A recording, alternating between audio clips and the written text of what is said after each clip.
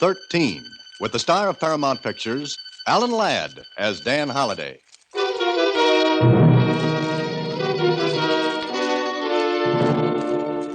You idiot, you fool, you let him get away. I did not, Worker. What could I do? He was in the post office. Did he have the envelopes? Of course he did. He sent them to someone. Sent them? And he's got away. Oh, Staley, you are an idiot. No, not quite. Look, I've got a blotter. Well, what good's that? Look, in the mirror. What he wrote on the envelope is on the blotter. Well, at least you use your head. I'll see if we can read it. Box 13, care of Star Times. Box 13, Star Times. There's no Star Times in this city. But there is in the city he sent his letter to. You're right. Well, we'll find him later. But first, I think I can get what we want from this Box 13.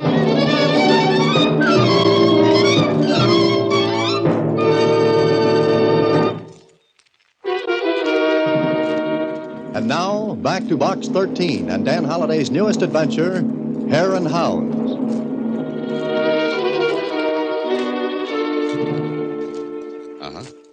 Okay, I'll see you later then. So long.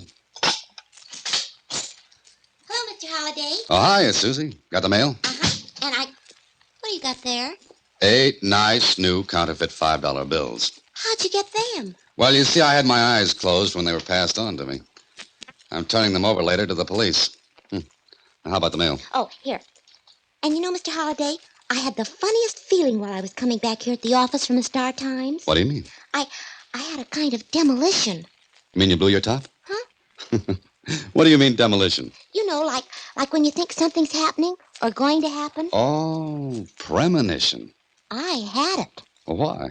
I felt like I was being followed. I felt eyes looking at me when I was in the Star Times getting the mail. And you were followed? It felt like it. Okay, that makes you a big girl now. Let's have the mail, huh? Yes, sir. 12 letters. Slim pickings. It was such a funny feeling. Mm-hmm. Wow. Well, look here. An out-of-town letter. I know. I thought, oh. A little nervous this morning, Suzy. I guess so. Come in. Oh, good morning. Good morning. May I come in? Oh, please do. I hope this is not too much of an intrusion, but I... May I do something for you? Well, maybe. Is this your advertisement in the Star Times? Adventure Wanted will go any place, do anything, Box 13? That's right. So you are Box 13. Yes. I had a different picture of you, Mr. Holliday. Dan Holliday. Oh, my name is Worker, Thomas Worker. Oh, I saw you at the Star Times. You were the one who was looking at me. Yes, I guess I was. You followed me. It was charming work. And you... Oh, thank you.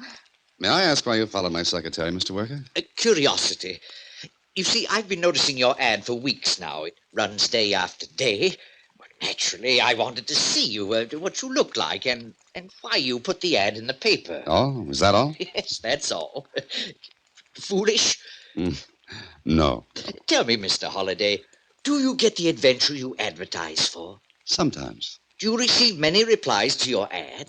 Usually, yes. But you cannot follow them all. Well, no. Do you have any particular reason for asking all these questions, Mr. Worker? No, but I lead such a prosaic life myself that your ad intrigued me.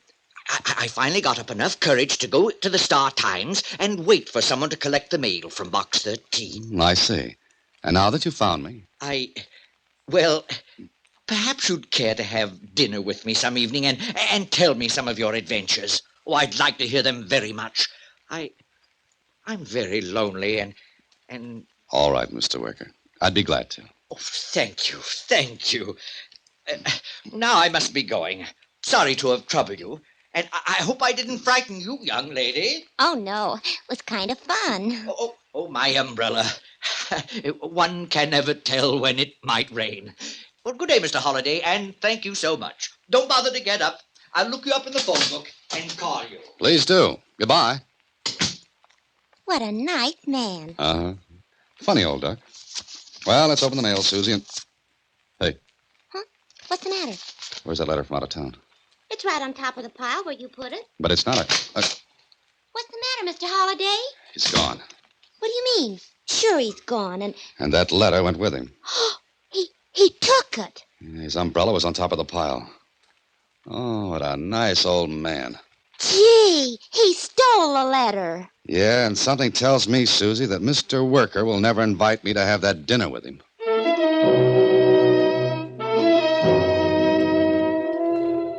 Sure, Worker took the letter. But why? What was in it? Why was it so important? And who sent it? Well, I kept asking myself those questions, and then 3 days after that little visit from Worker, Suzy came bursting into the office. Oh, Mr. Holliday, look. Here's another letter from the same place. I mean, it looks like the same handwriting. Yeah, it does. Hey, Suzy. Huh?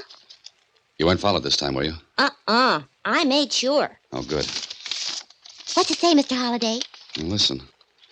3 days ago, I sent you a letter containing a sealed envelope. It contained half of something which is very important to me.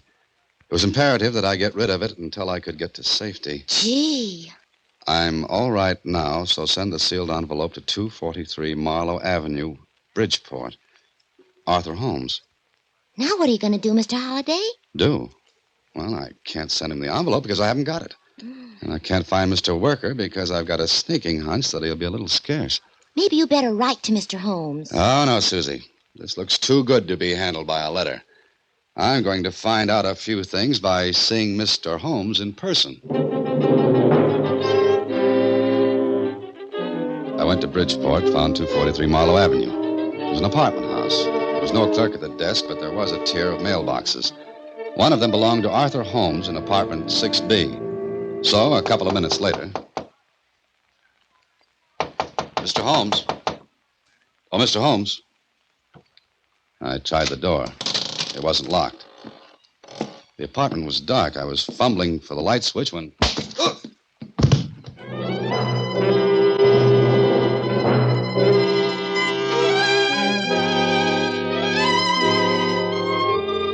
If I say I was fresh as a daisy after that thump on my head, I'd never get to be the father of my country.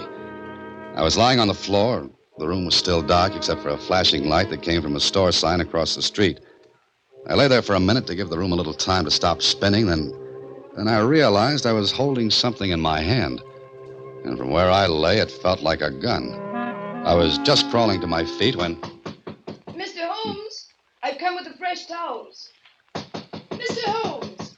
I wanted to clear up a lot more before anyone found me. I ducked behind the door and waited. Mr. Holmes?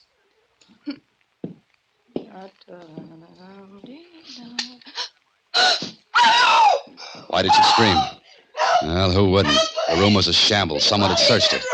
And lying on the bed in an alcove was a man who certainly would have no further interest in me. Or anything else. There was a hole in his forehead. And I was sure I held the gun that put it there. Sure, I was innocent. But I'd have a hard time proving that. Figure it out. I received the letter from Holmes. Instead of writing, I went to him. I didn't wait for the clerk in the building to call up first. I ducked behind the door when the cleaning woman came in.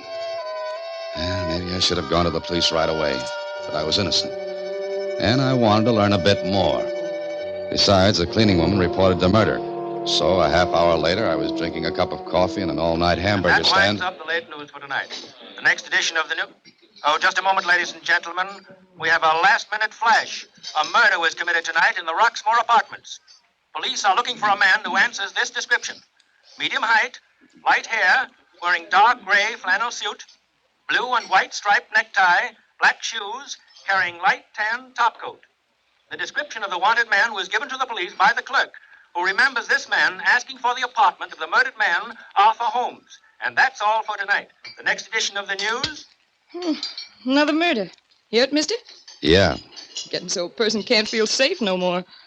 You're so right. More coffee? No, thanks. No, thanks. Pie? Cake? Nothing, thank you. They ought to get that guy that done it pretty soon. You think so? Sure. He ain't gonna get far. Well, every cop in the city will be looking for a guy wearing a gray suit with blue and white. Yeah, you're right. Okay, here's your dime. Yeah, thanks. What's the matter? You... Don't say it. What are you gonna do? Walk out of here. Sure. You stay right where you are and you won't get hurt. Just keep talking to me. Mister, I ain't got nothing to say. And don't say it. Sure. If it makes you feel any better, I didn't kill that man. I ain't said you did. The police said it. They could be wrong. Sure, they could be wrong. Yeah, that's right. Now stay right where you are. Don't say a word to either of the other two in here until I'm out of sight. Understand? Sure. Good night, mister. Come again. Hey, that's him. That's the guy. Somebody call the police. Hey, taxi. Know where the park is? Yeah, sure. We'll drive to it fast. Yeah. Hey, stop that guy. Somebody let that get in the cab. Somebody stop him. What's all that noise about? I haven't the least idea. Park, huh? Okay. I'd sure like to know what all that noise was about. Well, they're playing a game. Huh? Sure. Hare and Hounds. Ever hear of it? Oh, yeah. I played it when I was a kid. Huh. Then I've got news for you. It's no longer a kid's game.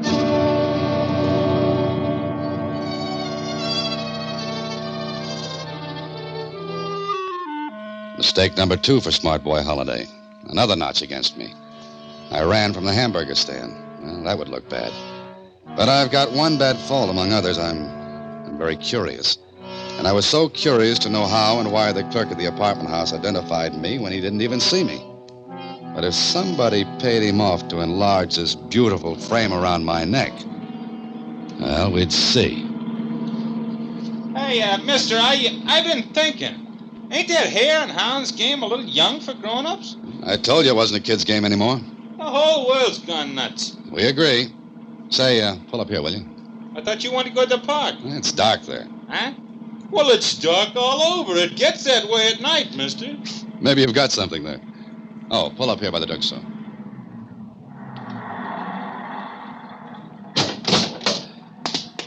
Here you are. Keep the change. Hey, a $5. Well, thanks, buddy. No, don't mention it. I won't. Not even to the missus.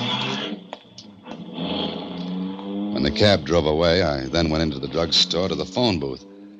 I looked up the Roxmore Apartments in the book and dialed the number.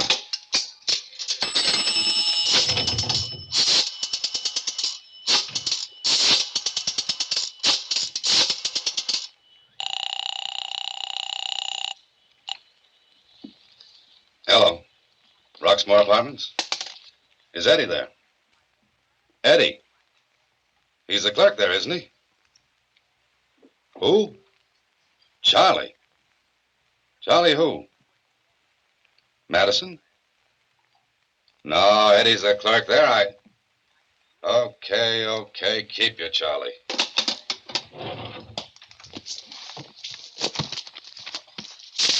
Madison. Charles Madison. There were 3 Charles Madisons in the book. Okay. Maybe one of the 3 was the one I wanted. I left the drugstore and went back out into the street. And as I did, the cab I just got out of drove up. Hey, you! Hey, you, wait a minute! Well, this was it. Hey, you! So, you want to play Hare and Hounds too, huh? Well, I'm sorry, but I warned you. Now, wait a minute. It's no longer a kid's game, not the way I play it.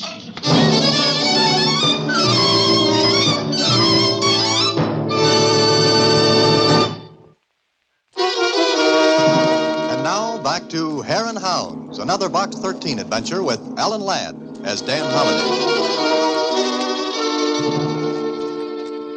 Well. I was adding black marks against my name faster than I could explain them away. And I knew the police would be listening in on the Roxmore switchboard. I hope my act had worked. Now, all I had to do was find the right Charlie Madison and get his story. An hour and a half and 2 Charlie Madisons later. I'm Charlie Madison. Clerk at the Roxmore? Oh, yeah, why?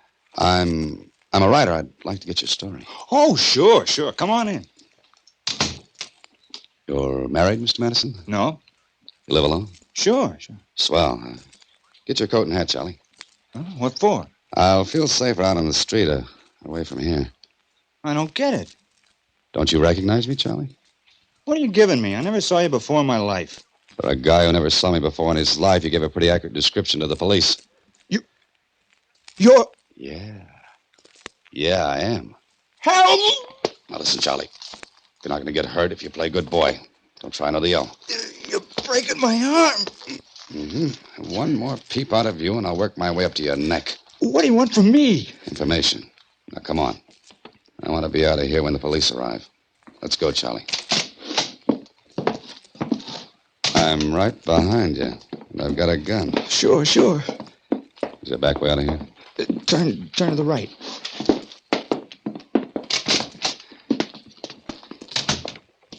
Where does this alley lead to? To the street. Then we go the other way. Oh, listen, maybe I made a mistake. Maybe you ain't the guy I saw. I know that, Charlie.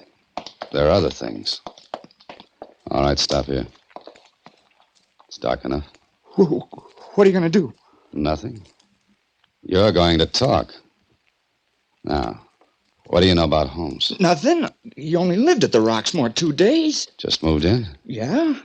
Now, who paid you to identify me? Nobody. No? Who paid you? I don't know who he was. Was his name Worker? I don't know, honest. I don't know. Was he short, gray hair, little mustache? Yeah. His name's Worker, isn't it?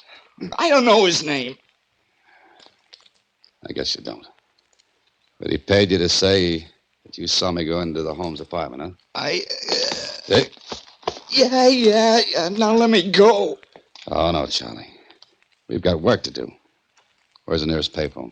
Down the street on the corner. Okay, I'll furnish the nickel and you furnish the talk.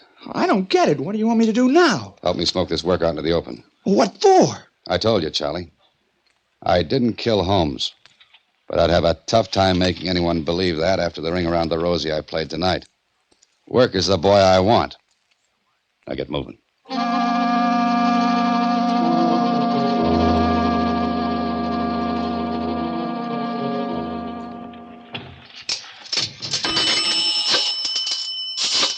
remember what you're going to say, Charlie. Yeah, sure. The police will trace this call. Don't let them make you repeat anything. It's a trick to hold you here until they can trace where this call comes from. Just say what I... Shh. Hello, police? This is Charles Madison. Listen, there's something else I didn't tell you. There's another man in the Holmes murder, and I said there's... Don't repeat. Keep talking. Look for a man below medium height. Gray hair. Little mustache. I don't know his name. But he carries an umbrella and he wears glasses. That's all. What? Hang up. Well, you didn't hear the last part. He heard it all right. Let's get out of here.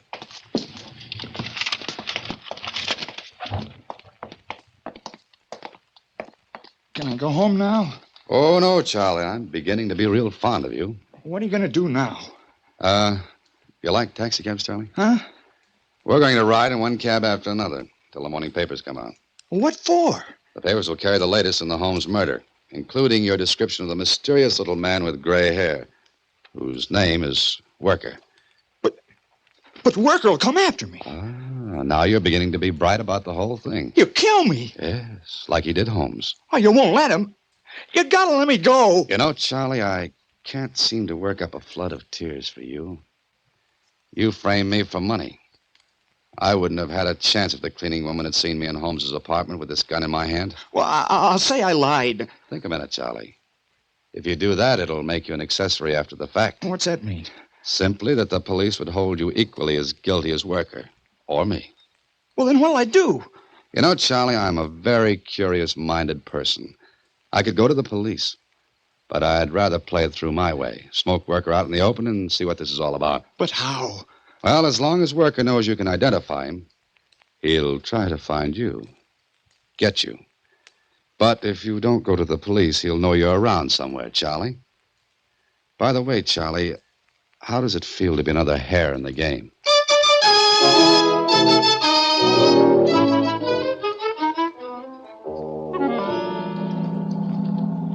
All right, pull up here, driver. Come on, Charlie, you tired of riding? It's almost day. Yeah. A stack of morning papers on the corner. Here you are, driver. Keep the change. Charlie, there's nothing gloomier than a city just before dawn. Now get one of those papers. Where are we going then? Who knows?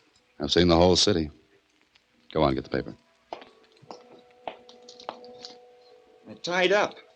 Untie them. Yeah. Here you are. Did you leave a nickel? Huh? You have a dishonest streak in you, Charlie. Come on, leave a nickel for the paper. All right, down this alley.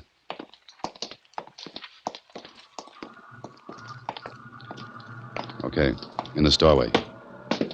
Now we'll see what the papers have to say. Well, you're in, Charlie. Listen. Mysterious disappearance of Charles Madison has led the police to suspect foul play. See, Charlie? What else does it say? Oh, here it is. Madison called the police late last night with another tip in the murder of Arthur Holmes. Madison volunteered the description of another man whose name he said he did not know. Meanwhile, police revealed Holmes... What's the matter? Why'd you stop? Meanwhile, police revealed Holmes' real name to be Albert Henning, former draftsman at the Bull Mill Aircraft Company. Henning disappeared over a week ago, and executives of the aircraft company stated that Henning was suspected of having taken micro photographs of plans for the Navy's new twin-jet fighter. He was a spy. Uh-huh. And that's what he sent to Box 13. He didn't want to be caught with the photographs on him, so he used me as a hideout until he could send for them. I don't know what you're talking about. All I know is we got to go to the police now. You're so right, Charlie. You're so right. Come on, I'm through playing games. This has grown a little bigger than Box 13. Both of you, stay where you are. It's him. It's Worker. Yeah. Don't try to use your gun, Mr. Holliday. It's not my gun. It's yours. The one you killed Henning or Holmes with. That's right. How'd you find us? Simple. You see, Mr. Holliday, when I heard over the radio that you had escaped from Holmes's apartment, I was a little worried. I knew you'd read or heard about this fool giving your description. I thought you might go to him and perhaps to the police. Yes, as I should have in the first place. That's right, but you didn't. I'm glad you like adventure. So, I watched Madison's place, and I've been following you all night to see what you were going to do. And now? Do you want to guess? No. You've made it perfect for me. As perfect as Henning did when he double-crossed us and tried to sell those photographs for a higher price. Perfect for you? Yes. Think of this. Here you are in an alleyway with the only man who identified you as the murderer of Mr. Holmes. Now, you still have the gun, and I'll take it. And be careful how you hand it to me. Please hurry. Thank you. Now, I shoot Mr. Madison first, and then you. And how does it look? Pretty smart, but it looks as though... It's my idea. Let me tell it. There was a struggle, shooting, and both of you are dead. Oh, it has flaws, but not glaring ones. Don't. I'll swear I lied to the police, Mr. Worker. I'll say Holliday killed Holmes. Honest, I will. Oh? Better still. I will give you this gun, Madison, and you will shoot Holliday while I stand in back of you. And then you will go to the police and say you got the gun away from him when he was going to kill you. Here. Now, once you kill our friend, Mr. Holliday, you will be a murderer, and you will have to keep your mouth shut. So go ahead, Mr. Madison. Pull the trigger. Go on, pull it. Don't do it, Madison. Don't do it. Worker can't make two shootings look right. Either you pull the trigger, Madison, or I do. It's a little better to live than to die. Hurry, you idiot! You won't kill me? No. There would be no need for it unless you talk, and you won't. Madison, don't. Hey, you down there. Who's the police? Hit the ground, Madison. Fast. You stop. All right, you asked for it.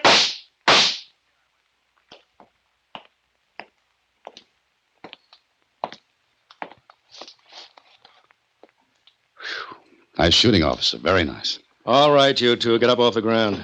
And believe me, I'm very happy to be able to do just that. What's the matter with the other guy? Nothing. Things were a little too much for him. He passed out. Hey, that's the guy, officer. That's the guy. Okay, you guys, stand back. All right. Officer, what kept you? Are you kidding? We've been tracing you all night. One taxi driver after another, one cab after another. You think you're going to get away with passing those phony fives all over town? That's right. No, I didn't. That's why I passed them out. What? You know, officer, you have a very efficient police force. Oh, thanks, boys. You mean you gave out them phony fins on purpose? Uh-huh. A very definite purpose. I don't get it. You think it's funny, huh? Well, see how hard you can laugh at headquarters. Officer, I've never been so happy to be arrested. And boys. Yeah? I'll match every phony 5 with a good 10. Come on, let's go.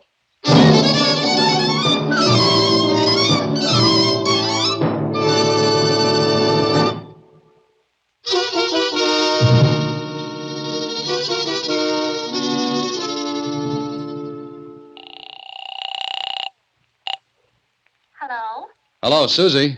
Mr. Holliday. Gee, where are you? I was worried. You were worried? Now listen, Suzy, I'm in jail. Yes, sir.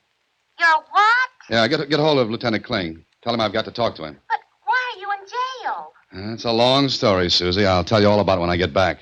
But technically, the charge is passing counterfeit money. Mr. Holliday, you should be ashamed of yourself. All you had to do was open a charge account. Oh, no. Good night, Suzy. Next week, same time, through the courtesy of Paramount Pictures, Alan Ladd stars as Dan Holliday in Box 13. Box 13 is directed by Richard Sanville, with an original story by Russell Hughes. Original music is composed and conducted by Rudy Schrager. The part of Suzy is played by Sylvia Picker. Production is supervised by Vern Carstensen. Box 13 is a Mayfair production from Hollywood. Watch for Alan Ladd in his latest Paramount picture.